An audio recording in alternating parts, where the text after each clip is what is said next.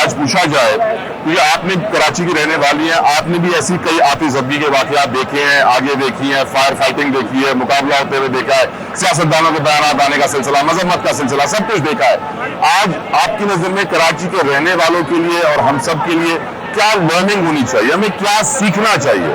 سب سے پہلے تو دیکھیں, یہی ہمیشہ کہا جاتا ہے کہ کراچی سب سے زیادہ ریونیو دینے والا سٹی ہے. صحیح ہے, پاکستان کا پہیہ چلتا ہے تب جب کراچی چلتا ہے, ہمیشہ یہ کہا جاتا ہے. لیکن کچھ ہمیشہ جب بھی آگ لگتی ہے کہا جاتا ہے تحقیقات ہوگی, تحقیقات ہوگی, لیکن ہم جب بھی دیکھتے ہیں سب سے جو مین فیکٹر ہوتا ہے وہ یہ ہوتا ہے ایمرجنسی ایگزٹ کا نہ ہونا. یہاں پر 17 انٹرنس اور ایگزٹ گیٹس موجود ہیں, لیکن ان میں ایک بھی فائر ایگزٹ نہ ہونا کلا یہ سوچنے کی بات ہے. اگر فائر ایگزٹ ہوتا, ایک بھی ہوتا, تو آپ سمجھتے ہیں جہاں پر 50 مسنگ پرسن ہے وہاں 10 ہو سکتے تھے, چلے 40 نہیں 30 تو نکل ہی سکتے, بچائی جا سکتی تھی. بڑے نقصان سے چھوٹا نقصان بہتر ہوتا ہے, کچھ تو بچت ہو جاتی نا ہماری. کہتے ہیں مال چلے اللہ کی امانت ہے, زندہ رہے بندہ مال بن جاتا ہے, لیکن زندہ رہے تو نا. اب جس طرح سے جس حالت میں لاشیں نکل رہی ہیں, آپ کیا سمجھتے ہیں جو لواحقین 3 دن سے باہر بیٹھے ہوئے ہیں, نہ انہیں پانی کا ہوش نہ کھانے کا ہوش, آپ سمجھتے ہیں وہ ایسی حالت میں اپنے بھائی بہن ماں باپ کو دیکھ سکتے ہیں. ایک ایسی بھی فیملی ہے جن کے گھر پہ اگلے مہینے شادی تھی, وہ آئے تھے یہاں شاپنگ کرنے, 3 خواتین تھی, 2 مرد حضرات تھے, ایک بچہ تھا ان کے ساتھ, وہ بھی یہاں لاپتہ ہے. اب آپ بتائیں اگلے مہینے شادی اور وہ گھر ماتم میں تبدیل ہو گیا. کیا سوچتے ہیں, کیا سمجھتے ہیں آپ؟ یہاں عمارت مخدوش قرار دے دی گئی ہے. کیوں؟ ہم دیکھ رہے ہیں پیچھے کا حصہ منہدم ہو گیا, آگے کا سائڈ ہمارے دیکھا دیکھی ہمارے سامنے ہم نے دیکھا وہ جو ہے زمین بوس ہو گیا, مڈل پارٹ وہ پورا گر چکا ہے, اور یہ پارٹ بھی گرنے والا ہے. اگر آپ دیکھیں آدھا تو گر چکا ہے, آدھا گر چکا ہے, یہ ٹیڑھی ہو گئی, آپ دیکھ رہے ہیں یہ ٹیڑھی, یہ گرے گا وہ ٹیڑھا پارٹ ہے. یہ گر تقریباً یہ کسی بھی وقت گر چکا ہے. اب جو ریسکیو اہلکار اندر موجود ہے سوچے اللہ نہ کرے اگر یہ گر جائے تو وہ ریسکیو اہلکار بھی شہید ہی ہو. یہ ریسکیو آپریشن کیسا تھا زمزم؟ دیکھیں ریسکیو آپریشن تو شروع ہی آج ہوا ہے, رات دیکھیں لیٹ نائٹ ہوا ہے. وہ کیوں؟ وہ اس وجہ سے کہ ایک فائر فائٹر تھا, اس نے بڑی ہمت جٹائی, کیونکہ ہم نے دیکھا کہ اچھا آپ کو اگر یاد ہو ثانیہ بلدیہ, اس میں ایک سین یہ ہوا تھا کہ اس طرح کی گریس لگی ہوئی, وہ ہاتھ باہر نکال کے مدد کے لیے پکار رہے تھے اور وہ جل رہے تھے. وہ مجھے سانحہ یاد آ گیا جب میں نے یہاں گریس دیکھی, لوگ یہاں سے بھی پکار رہے تھے پتہ مدد کے لیے. تو کراچی کی ایک اور ویڈیو وائرل ہوئی تھی, بلڈنگ میں آگ لگی تھی اور لڑکے نے چھلانگ لگائی تھی کھڑکی سے, چھلانگ لگائی تھی. ایگزیکٹلی یہاں پر جب میں نے دیکھا کہ کوئی آواز پکار رہا تھا, چیخ رہا تھا کہ مجھے بچا لیا جائے, تو ایک فائر فائٹر تھا, وہ سیڑھی لگا کر اوپر اس نے چڑھنے کی کوشش کی, اس کی ہمت کو سلام.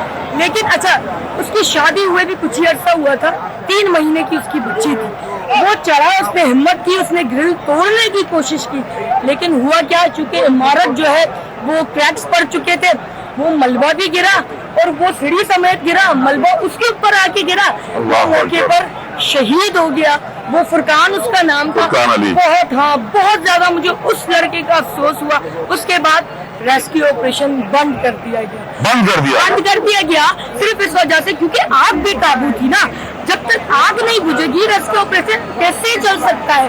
آگ میں تو کوئی کودے گا. آگ بجھانے کے لیے جو کیمیکل یوز بھی, یہاں پیٹرو کیمیکل پروڈکٹس بہت سارے تھے, پلاسٹک کی یہ وہ چیزیں تھیں, تو کیمیکل وغیرہ پراپر یوز کیا ہے انہوں نے. آپ دیکھیں 13 لاکھ ملین گیلن پانی واٹر بورڈ کی جانب سے اس آگ کو بجھانے کے لیے دیا گیا ہے. لیکن اگر پیٹرو کیمیکل سے لگی ہوئی آگ ہوتی ہے, اس کو بجھانے کے لیے اس پانی کے اندر ایک کیمیکل ملانا پڑتا ہے تاکہ وہ بھی تھا, وہ بھی اس میں شامل تھا. لیکن عنصر یہ ہے کہ یہاں پر جو شاپ تھی اس میں ایک تو پرفیومز کی دکان تھی, اوبویسلی اس میں الکوہل یوز ہوتا ہے جو آگ بھڑکاتا ہے, بجھاتا نہیں ہے. پانی ڈالو گے مزید بھڑکے گا. سارے پلاسٹک آپ کی جو الیکٹرک جو کارز ہوتی ہیں بچوں کی, اور وہ جو موٹر بائکس ہوتی ہے اس میں لیتھیم بیٹری کا استعمال ہوتا ہے, وہ بھی آپ کو پتا ہے وہ بلاسٹ کرتی ہے. صحیح, ساری ایسی چیزیں تھی جو کہ آپ کو پکڑتی ہیں. اور آپ کو پتا ہے پھر یہاں پر ہم نے دیکھا 200 سے زائد ایمبولینس تھی,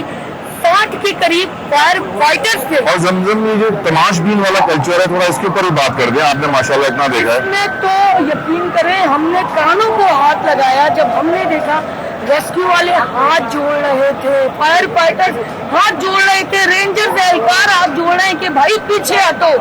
यहाँ पर ऑपरेशन में खलल पैदा हो रहा था। क्यों? क्योंकि हर बंदा आ रहा है, मोबाइल से वीडियो बना रहे हैं। भाई मैंने पूछा, भाई आपका कोई अंदर है तो बताएं, हम मदद कर देंगे। नहीं हम तो वीडियो बनाने आए। भाई वीडियो बनाने से क्या मिल जाएगा? अंदर किसी का कोई बंदा मरा हुआ होगा, कोई इंतजार में है, किसी की राहें जो है आपकी राहें तक रही हैं, आपके अश्क पार है, भाई वो निकलने तो दो। तुम रेस्क्यू ऑपरेशन होने ही नहीं देते हो। आप पहले आगे जाते हो, रेस्क्यू को पीछे छोड़ देते हो, आप भागते हो। रेंजर्स डंडा लेकर आती है भगाने के लिए तो एकदम दौड़े लगाते हैं, कितने लड़के गिर जाते हैं, कितने जख्मी हो जाते हैं।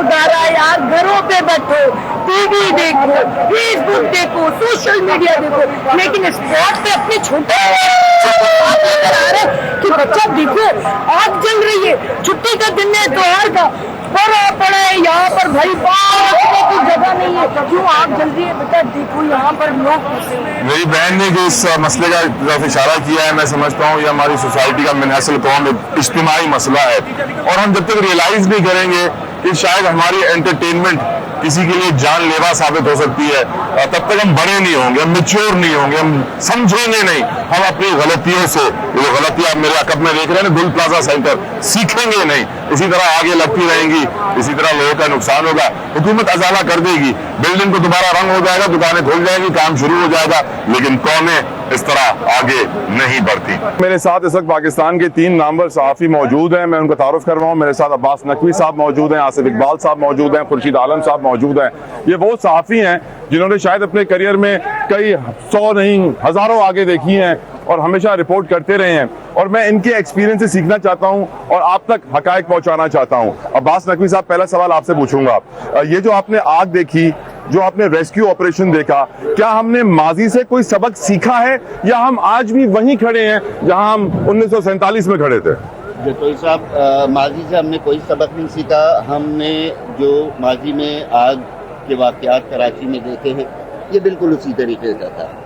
फायर ब्रिगेड के अमले का ताख़ीर से पहुंचना, ट्रैफिक में फंसना, पानी की कमी, पानी का ख़त्म हो जाना, अमले के ताउन नहीं करना, लोगों की परेशानी और लोगों की अमवात, यही सब कुछ नज़र आ रहा है। इस वक्त तक 28 लाशें रिकवर हो चुकी हैं इस गुल प्लाजा से, और आज के दिन में तकरीबन 14 लाशें मज़ीद रिकवर हुई हैं।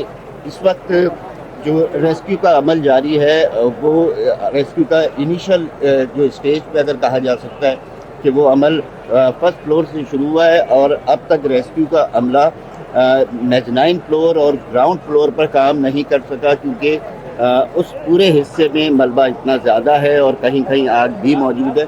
इसलिए फर्स्ट फ्लोर के इस हिस्से पे जो मेरे अक़ब में नज़र आ रहा है आपको, उससे आज 14 लाशें मज़ीद रिकवर हुई हैं, जिन्हें पोटलियों की शक्ल में रेस्क्यू एहलकारों ने नीचे मुंतकिल किया है और उसके बाद अस्पताल पहुँचाई गई।